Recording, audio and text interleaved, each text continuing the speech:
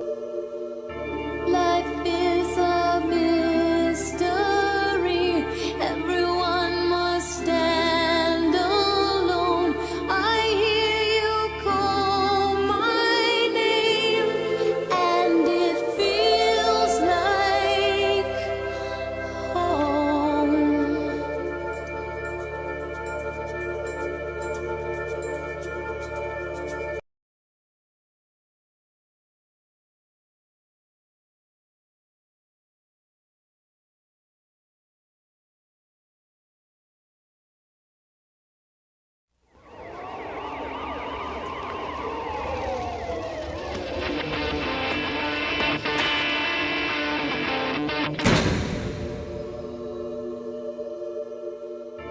Life is a mystery. Everyone must stand alone. I hear you call my name, and it feels like home.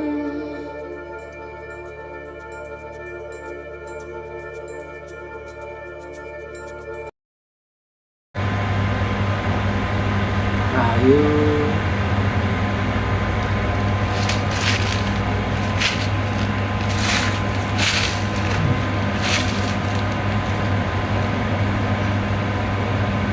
Lapas kelas 1 Surabaya.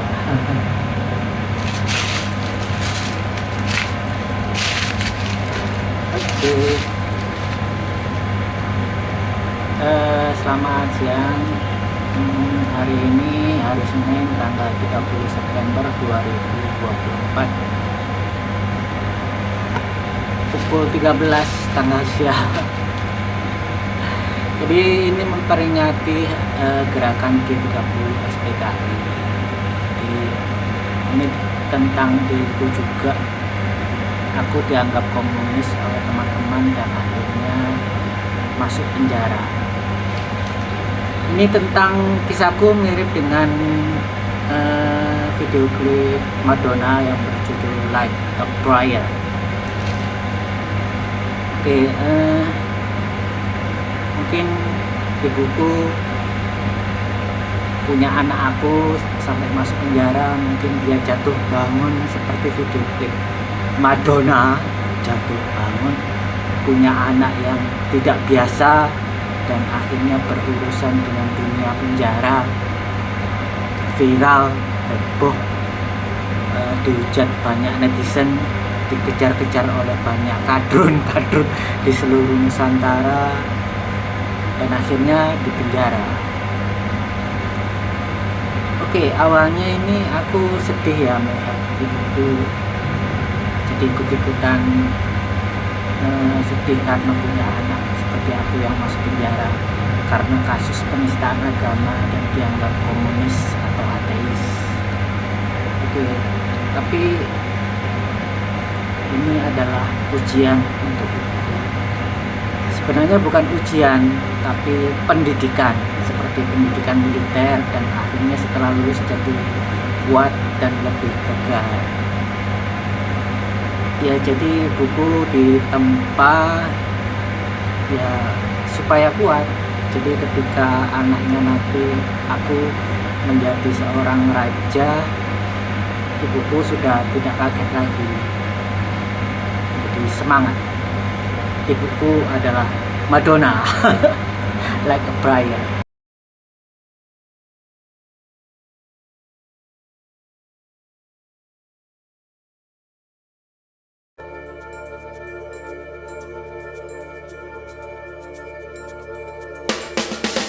When you call my name, it's like a little prayer. I'm down on my knees. I wanna take you there. In the midnight hour, I can feel your power, just like a prayer. You know I'll take you there. I hear your voice. It's like an angel sighing. I have no choice. I hear your voice. Rahayu, selamat siang.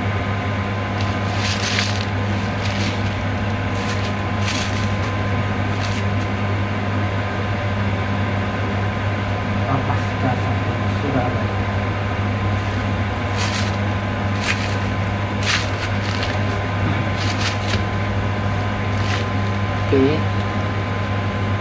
Eh, aku mengikuti ramalan Nostradamus. Jadi apa ya? Diriku sesuai dengan yang diramalkan Nostradamus muncul pada tahun 2018. Cuma Nostradamus meramalkan reinkarnasi Yesus muncul umur 24 tahun, sedangkan waktu itu aku berumur 42 tahun. Jadi dibalik angkanya. Dan aku memang berniat, punya niat berjuang seperti Yesus, tapi jangan sampai lah aku disalib pakai mahkota paku, tanganku disalib, kakiku disalib, dipaku, tangannya dipaku, mahkota digantung. Aku tidak ingin seperti itu, dan untungnya tidak seperti itu tahun 2016. Jadi coba aku jelaskan ya. Aku berumur 42 tahun. Aku kelahiran 8 Maret 1975. Dan 8 Maret 2018 aku berumur 43 tahun. Namun aku viral pada umur 42 tahun, yaitu Januari 2018, tepatnya tanggal 27 Januari 2018 di Instagram. Gak kebayang sih, gak mikir, gak inget waktu itu kalau umur 42 itu. Aku pikir dalam ramalan Imam Mahdi dan Mesias atau reinkarnasi Yesus itu, namanya Mesias, itu diramalkan beda orang ya. Aku pengennya aku sebagai Imam Mahdi dan punya pendamping Mesias, tapi ternyata aku Imam Mahdi juga dan aku Mesias juga. Jadi dalam satu tubuh ini. Aku jelaskan mengapa aku menyebut aku Imam Mahdi, karena aku punya ciri-ciri sebagai Imam Mahdi, yaitu berhidung mancung, bagian tengahnya agak naik, ada tanda hitam di pipi sebelah kanan, dan bermata bulat. Berumur 40 tahun pada tahun 2015. Fix kan, aku cocok sebagai Imam Mahdi.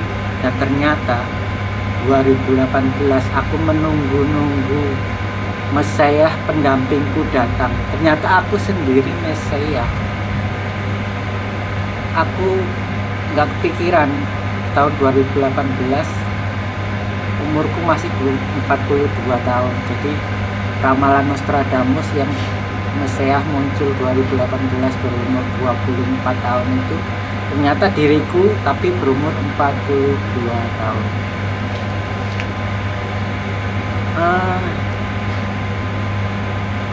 Coba pikir ya, seandainya Hitler ibunya Yahudi, apakah Hitler akan membunuh banyak orang yang beragama Yahudi? Itu jadi dilema. Nah, masalahnya aku sekarang, ibuku sebenarnya musuhku ya. Jadi seandainya aku seperti Hitler, aku akan membunuh semua kadrun yang ada di dunia. Tapi tidak bisa, karena ibuku juga termasuk kadrun atau orang yang dibutakan oleh agama Islam, dibutakan oleh para habib dan murid. Jadi aku harus adil ya. Jadi memperjuangkan kaum ateis, komunis, kejawen, kapitayan, sekaligus membina para kadrun. Ibuku mungkin musuhku, tapi ibuku melindungi aku, merawat aku, walaupun aku di penjara menistakan agama Islam, tapi karena aku adalah anaknya, jadi ibuku sebenarnya musuh. ibuku, aku musuh ibuku tapi aku sahabat ibuku karena aku adalah anak dari ibu. Di penjara pun ibuku merawat aku meskipun aku sebenarnya musuh ibuku. Musuhnya kadrun-kadrun. I have no choice. I hear your voice. Feels like flying. I close my eyes. Oh God, I think I'm falling out of the sky. I close my eyes. Heaven help me. Ayo, selamat siap.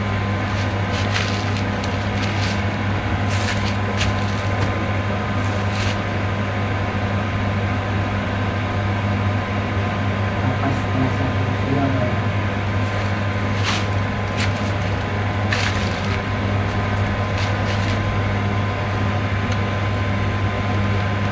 Ketika aku di penjara pada tahun 2018, mungkin ibuku sedih. Ibuku terjatuh lelah, namun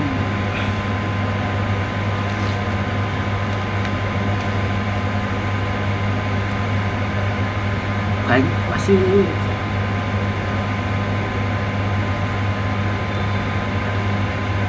walaupun ibuku terjatuh dan lelah, masih banyak bantuan lain yang menolong ibuku. Karena pada dasarnya ibuku adalah orang baik dan aku juga orang baik. Aku bukan penjahat dan ibuku bukan penjahat. Ya mungkin ibuku lelah, terjatuh, capek.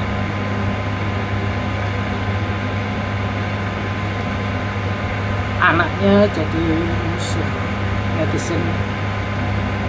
Tapi untungnya ibuku tidak ikut-ikutan dihujat ya, karena aku nggak punya media sosial, nggak punya Facebook, nggak punya Instagram, nggak punya WA, HP-nya masih jadul. Dan untungnya di sekitar ibuku semua baik-baik saja, keluarga di desa, keluarga kerabat baik-baik saja, tetangga di sini juga baik-baik saja. Dan ketika ibuku di kelurahan pun semua heran dan tanya, anaknya kan Islam kok menistakan Islam. Di kelurahan itu ibuku dibilang seperti ditanya oleh petugas di kelurahan, Islam kok menistakan Islam. Ya karena aku sebenarnya bukan Islam lagi, tapi aku kejawen, dianggap orang-orang ya, agama komunis, agama ateis, tidak percaya Tuhan, syirik.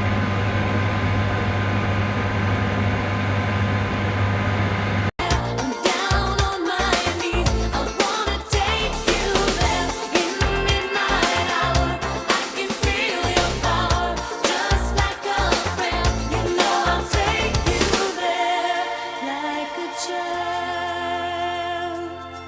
You whisper softly to me. You're in control, just like a child. Now I'm dancing.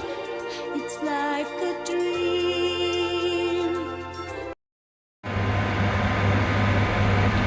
Rahayu, selamat siang.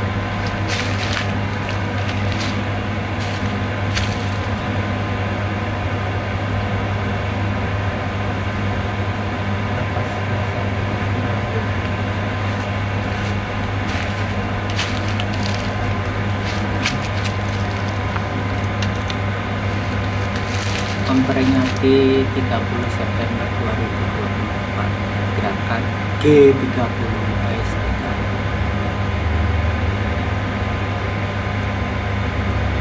Sama seperti video klip Like a Prayer Madonna itu apa anggap sosok ibuku dan Negro itu adalah sosok Tuhan. Jadi ibuku berulang kali mungkin bertanya, berjuang buat apa? Susah-susah buat apa? Menderita sampai sekarang buat apa? Aku mencoba menjelaskan, berbisik kepada ibuku dengan suara pelan. Aku ingin berjuang seperti Yesus. Dan ibuku mungkin mulai sadar bahwa punya anak yang bukan orang biasa, yaitu titisan Tuhan. Namaku Dwi Handoko. Dwi Han. Dwi dalam bahasa Inggris Tuhan. Dwi Han. Dwi Handoko namaku. Oke. Kalau Yesus dibilang titisan Tuhan, dulu aku satu-satunya agama yang tidak aku percaya adalah agama Kristen, karena Tuhannya adalah manusia. Karena Tuhan itu kan pencipta alam, sedangkan Yesus tidak mungkin bisa mencipta bumi, mencipta awan, menciptakan bumi. Itu pikiran manusia Tuhan seperti itu. Tapi ingat, dalam agama Hindu ada 3 Tuhan. Tuhan Brahma, Tuhan Wisnu, Tuhan Siwa. Tuhan Brahma mencipta, Tuhan Wisnu memelihara, Tuhan Siwa menghancurkan. Dan Tuhan Wisnu tugasnya turun di bumi menjadi awatara atau avatar. Di dalam aku mulai percaya kalau Yesus adalah Tuhan karena di agama Hindu Krishna titisan Tuhan, Buddha titisan Tuhan. Jadi ada 10 awatara dan ada Krishna, Buddha, Rama, semuanya adalah titisan Tuhan Wisnu. Jadi dalam agama Kristen, Yesus adalah titisan Tuhan Wisnu. Kalau Islam bagaimana? Apakah ada titisan Tuhan Wisnu? Menurutku Muhammad adalah titisan Wisnu karena dia disejajarkan dengan Allah. Namanya berdampingan dengan Allah, berarti Muhammad juga titisan Wisnu. Jadi Wisnu tugasnya hidup di bumi, menjadi Tuhan yang memasuki wadah manusia. Sedangkan Tuhan Brahma dalam mencipta, kalau dia seandainya turun ke bumi ya seniman pencipta bangunan-bangunan, para petani yang menanam pohon, para peternak yang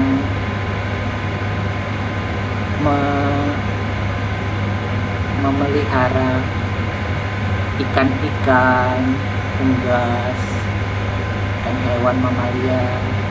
Sedangkan Dewa Siwa seandainya hidup di tubuh manusia itu para penghancur perang seperti pasukan Israel, itu adalah titisan Dewa Siwa.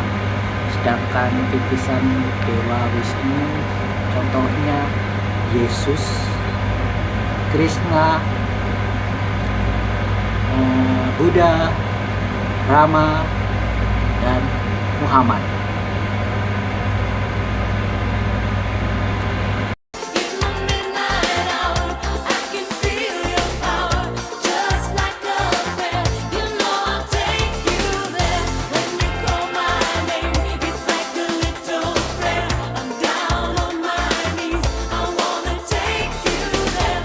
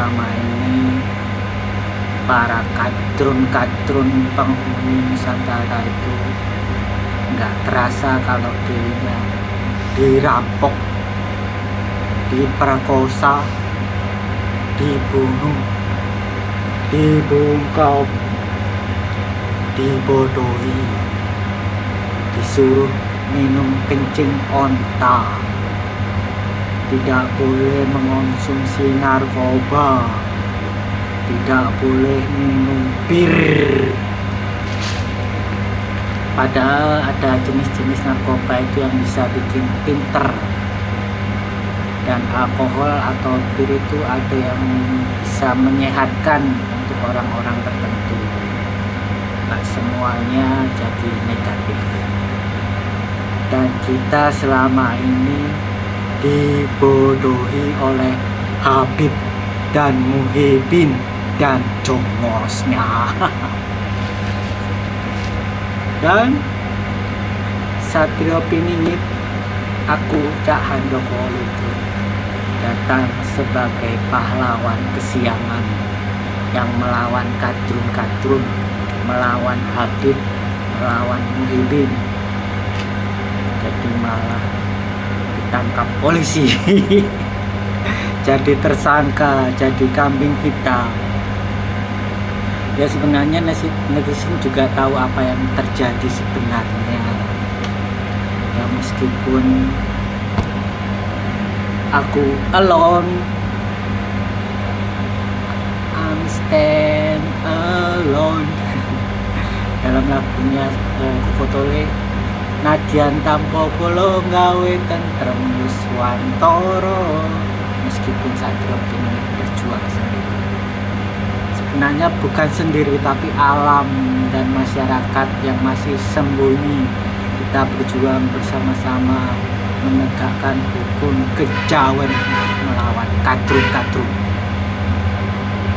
Just like a prayer, your voice can take me there. Just like you used to me, you are a mystery. Just like a dream, you are not what you see. Just like a prayer, just your voice can take me there. Your voice can take me there. Like a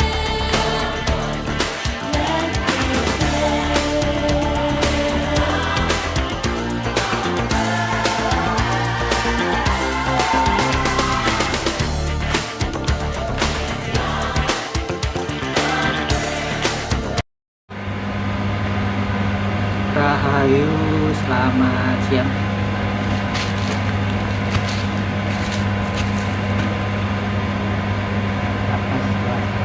Pulang ya.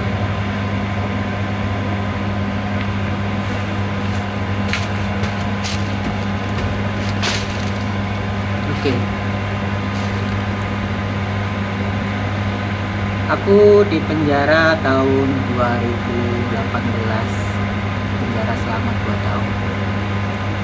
Jadi mungkin ibuku sudah mulai bangun, sudah mulai sadar bahwa anaknya bukan manusia biasa, tapi Tuhan, titisan Dewa Wisnu.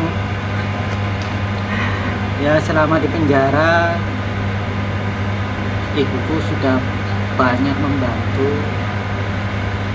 memberi fasilitas yang aku inginkan. Ya semua yang aku inginkan dituruti, bagaikan aku hidup di surga. Semua fasilitas yang aku butuhkan ibu memberi saat ada kunjungan, dan aku seperti raja, diberi jajan-jajan yang enak, dan itu tidak aku makan sendiri. Aku juga seperti raja yang memberi makan rakyatku, teman-temanku di penjara, dengan makanan-makanan yang enak-enak dari ibu. Terima kasih ibu sudah menemani aku selama aku masih di penjara. Bukan menemani di penjara berdua, bukan, tapi memberi fasilitas ketika aku di dalam penjara, dan ibuku tentu saja di luar penjara lah.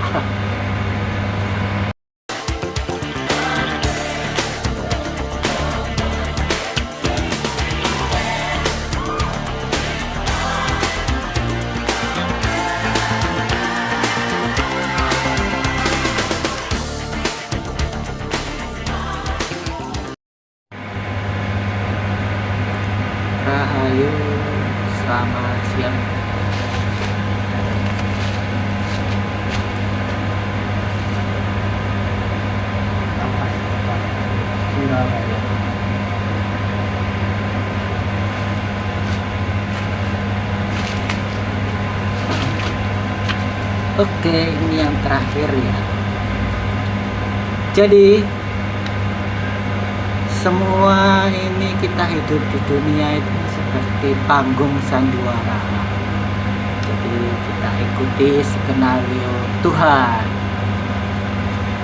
Loh, aku sendiri kan Tuhan. Tuhan kok berdoa kepada Tuhan? Oke, kan di agama Hindu ada 3 Tuhan. Tuhan Brahma, Tuhan Wisnu, Tuhan Siwa. Tuhan Brahma mencipta, Tuhan Wisnu memelihara di bumi, Tuhan Siwa menghancurkan. Nah, Tuhan Wisnu ini hidup di dunia. Dia juga manifestasi dari Sang Hyang Widi, tapi dia tugasnya di bumi menjadi awatara atau avatar yang memasuki tubuh manusia biasa.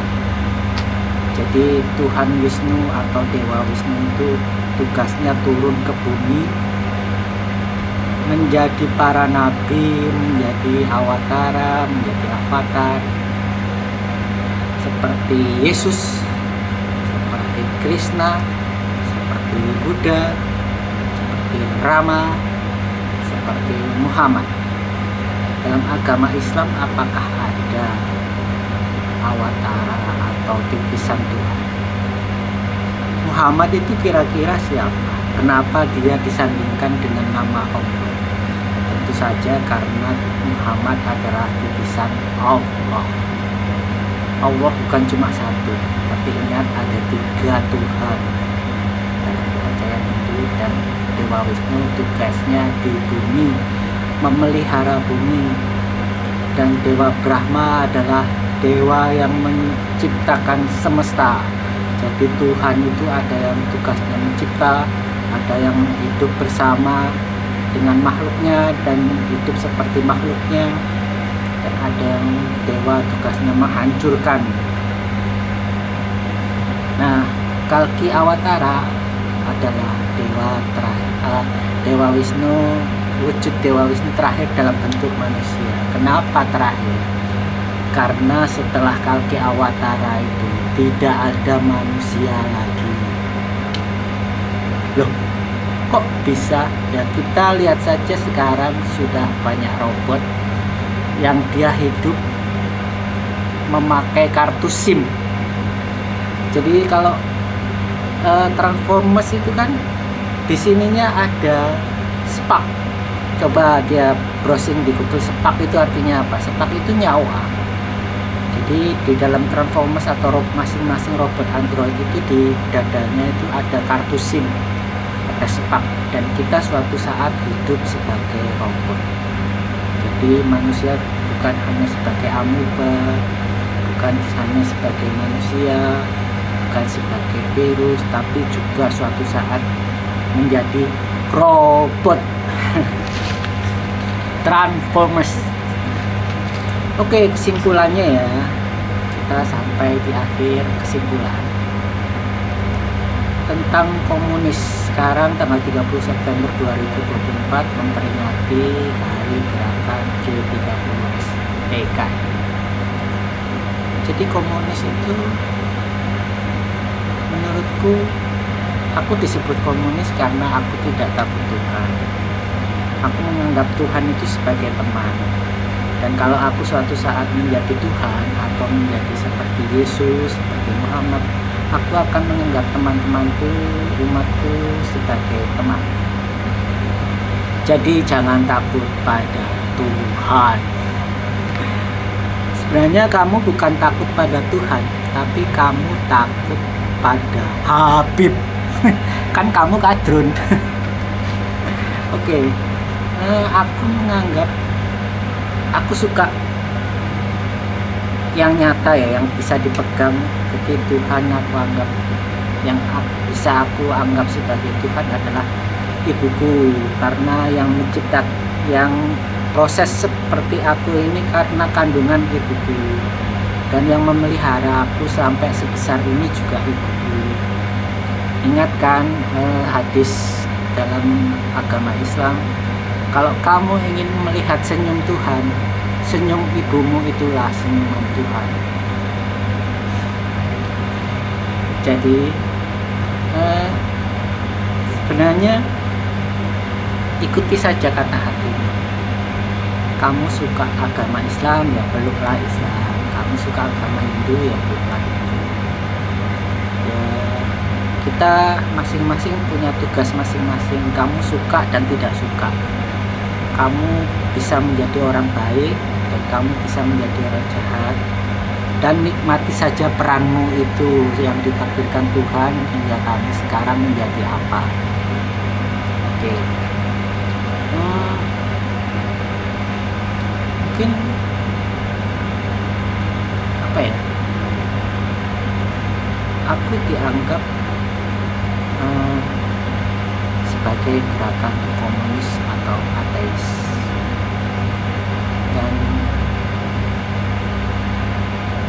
terserah apa tujuanku, ada goalnya adalah akhir dari semuanya adalah Nusantara emas 2045. Nah, di situ akan terlihat perjuanganku seperti apa, karena apa, dan akhir dari ceritanya kan 2045. Nah, sekarang masih 2024, masih banyak waktu, 10 tahun lagi kan. Jadi ya setelah presiden ke-7 itu ada 2 dajjal. Jadi 2 dajjal yang akan memerintah Nusantara. Jadi 1 dajjal itu 5 tahun, kalau 2 dajjal 10 tahun. Jadi sekarang 2024 ditambah 10 tahun menjadi 2044.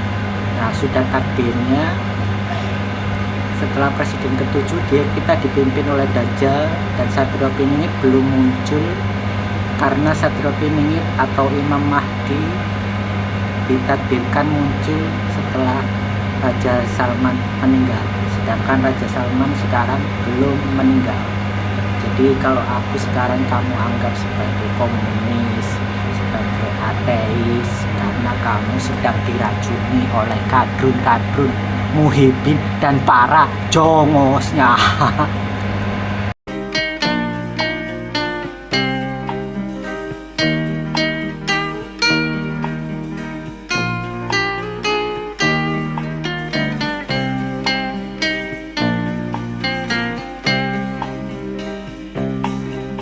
Derita sekeping hati yang dilanda